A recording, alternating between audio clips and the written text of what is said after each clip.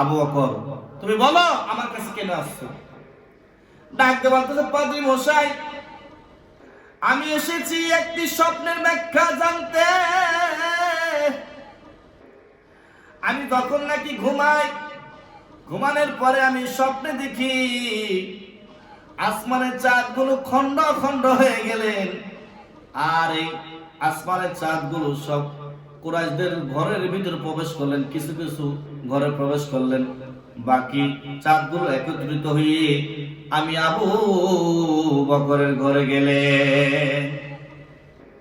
পাদ্র মশাই এইবার একটু মুস্কি মুস্কি হাসি দিতেছেন, বলতেছেন, ও আবু বকর, তোমার এত ভাগ্য, তোমার বুঝি কপাল ভরে গিয়েছে।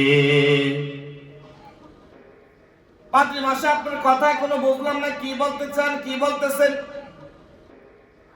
আবু বকর, দুনিয়াতে একজন বিশেষ একজন ব্যক্তি আসবে, যে ব্যক্তিকে মক্কা নগরের মানুষগুলো অনেক মারধর করবে, তাকে জাদুকর বলবে, তাকে মিথ্যাবাদী বলবে, কিন্তু সে আল আমিন, সত্যবাদী, সবাই জানে, কিন্তু তার দিন কেউ নিয়ে নিবে না।